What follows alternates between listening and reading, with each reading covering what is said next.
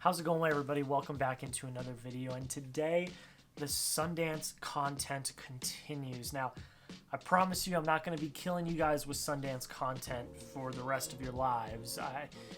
We are coming to the end. There's only a few videos left, but this is one of the ones that I really wanted to make because I saw so many films at Sundance. I saw 22 total films, whether it be features, documentaries, shorts, 22 total films at Sundance Film Festival. And I've reviewed how many? 1, 2, 3, 4, 5, 7 of them in full already. You can go check out the Sundance playlist. It will be in the eye sometime during the video to see those reviews. But what we're doing today is we are going to review the rest. So every short film, every feature film that I saw, we're going to review. Now, they're not going to be long. Don't worry, we're not going to be here for long. For the short films, I'm just going to read what I wrote on Letterboxd. That's all I'm going to do. And then for the features, I will get a little more in depth. But if you enjoy any of the content you see, please consider dropping a like, comment, and subscribe. It really does mean the absolute world. But without further ado, I'm not going to dilly-dally any longer. Let's get into it. So the first film that we have is called Trepenation. It is a short film. And look, either I was completely off track and there could be some really big meaning behind this film, but I didn't get it at all. Didn't make any sense to me. The animation's cool, but that's really as far as it went for me. That's really as far as it went. I gave it a 61 out of 100. There you go. The next one is Mother Schmuckers. This is a feature-length film, one of the midnight releases, and it was an experience. It was an experience. It was bad.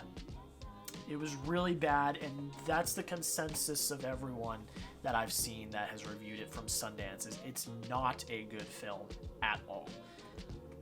But it's so bad that I couldn't take my eyes off the screen. So, you know, it's the most ridiculous time I've ever had watching a movie, by far. And it's just bad and inappropriate. And it you know, sometimes there's like pushing the line on like what is and is not appropriate, and here's the line. They went way over. It was not funny. They were trying to do it for jokes. It was not funny. It was just inappropriate, and it was just not good. I gave it a 67 out of 100. I mean, I'm gonna move on because that's just an experience I do not want to remember.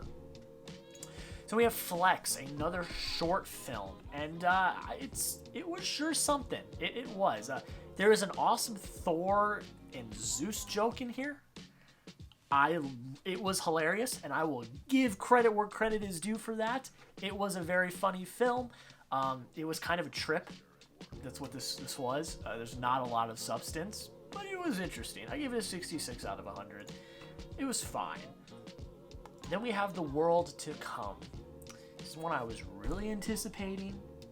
We got Chris Abbott, Vanessa Kirby, Casey Affleck. I mean, you've got Catherine Waterston. That's a great cast. And I was really looking forward to this, especially Vanessa Kirby. Like, that's the reason why I got these tickets. And damn, it was slow. This film was slow. Now, the performances are fantastic. They were what we thought they were. And I liked the set design. I thought the set design was pretty cool. But the writing, it killed it for me. I was not invested in the love story. I did not care for the characters. I was not invested. I was exhausted. I said it in my review on Letterboxd. It was like listening to an audiobook. And the runtime's only like an hour and a half, maybe a little bit longer.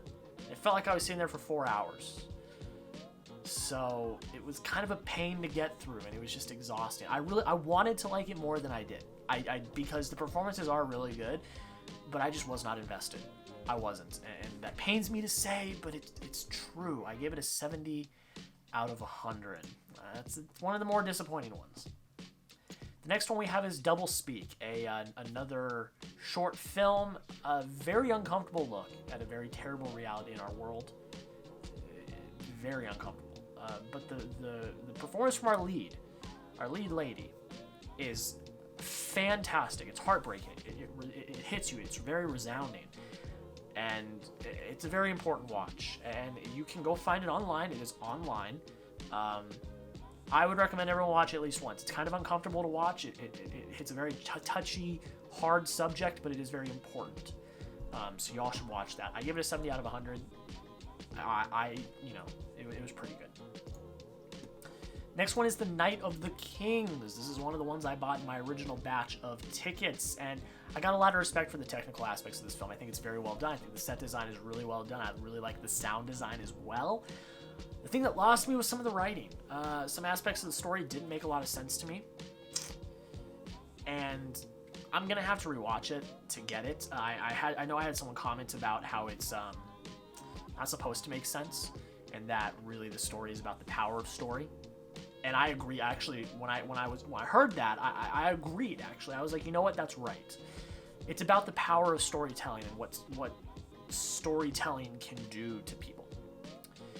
And I like that. I do. But that doesn't take away from the fact that it was a little hard. It was a long movie with some tough pacing. And there were aspects just not even of the story that was told within the story, just of the main story in general that I was still a little confused on. So I gave it a 70 out of 100, middle of the road, not bad, but I'm a little confused, but I need to have a rewatch. I do, and I will rewatch it, and I will see if my grade changes. Moving on now to Censor. This was one of the two movies I watched the first night of the festival. It was a very confusing movie. It was a trip. It was very dreamlike and euphoric. I was locked in. I was. Certain moments struck a chord with me. I was invested the entire time, but I never completely felt like I knew what was going on, especially with the ending. The ending is supposed to be resounding. It's supposed to be shocking. It's supposed to be a whole thing. And for some people it was, but for me it just wasn't. It was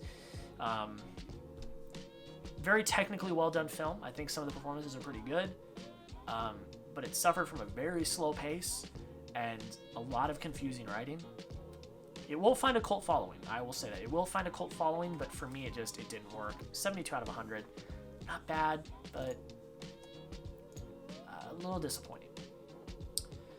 All right, the next one we've got is Tears Teacher. This is another short. It's done by the New York Times. It was a very interesting documentary about a guy whose job it is just to make people cry, because crying has health benefits and it helps people feel better and de-stress, and I liked it, but I actually wanted to see more. It was only a 10-minute documentary, and it was very, very short. It really, really was.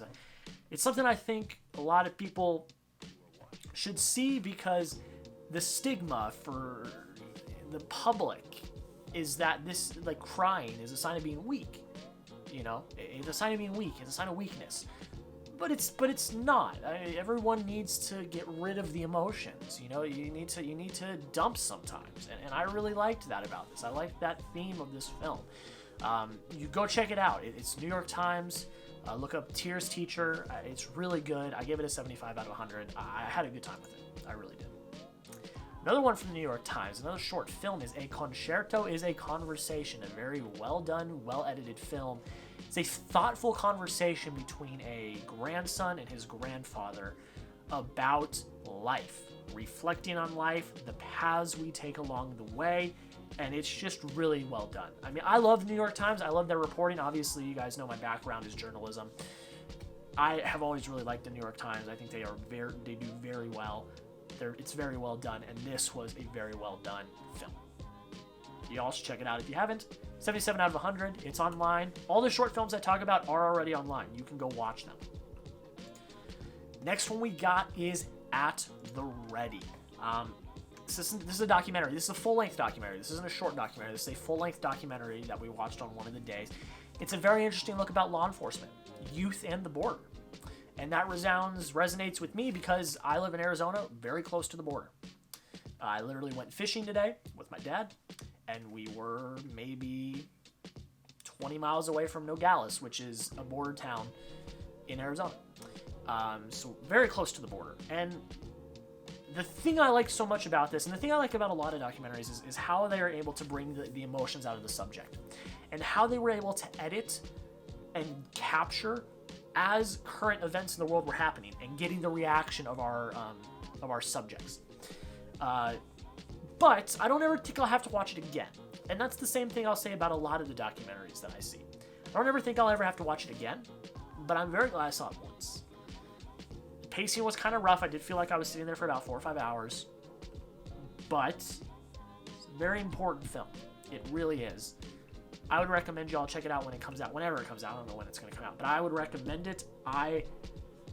It was an experience, but it resonated with me because of where I'm from. And yeah. So that was really good. I gave it a 79 out of 100.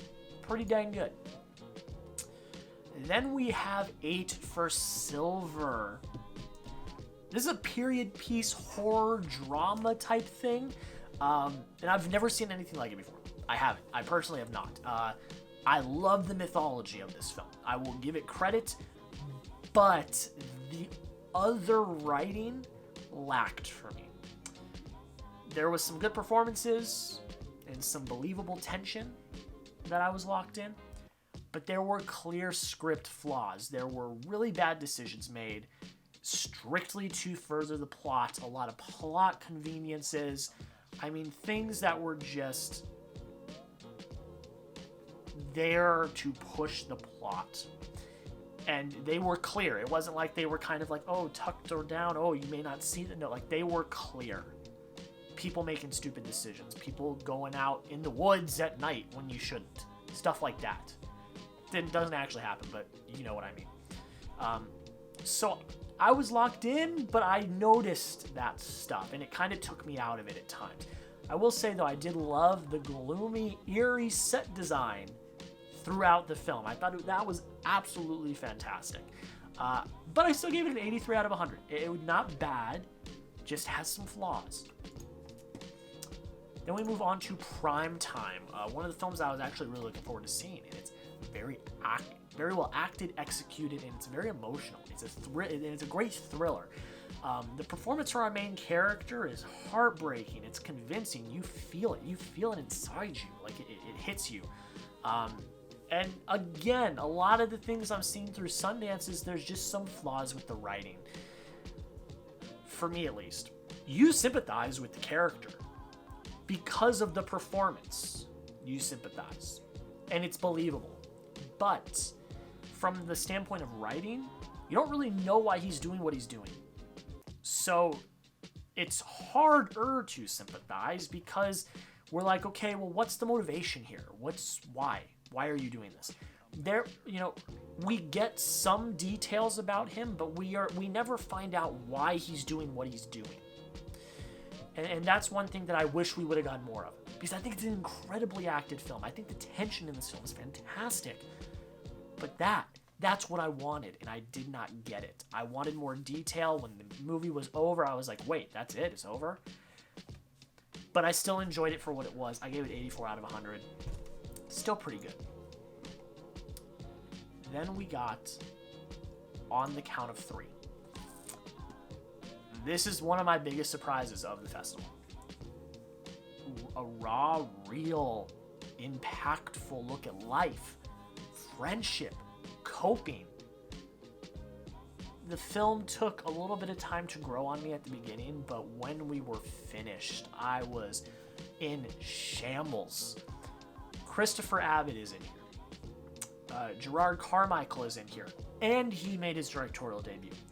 They are both fantastic, especially Chris Abbott, who we talked about in The World to Come. He was also fantastic in that as well. The great performances and direction made this a very impactful watch. It's very hard to watch, but it's extremely well done. One of my biggest surprises of Sundance. I gave it an 87 out of 100. Another one of my big surprises was Together. Was it formulaic? Yes, but I don't care. I was won over by the charm and the heart And this relationship that I wanted to happen so bad. I was rooting for this relationship. I wanted it. I needed it. I'll give credit for the writing, because there were a lot of tropes in this film that they could have fallen into.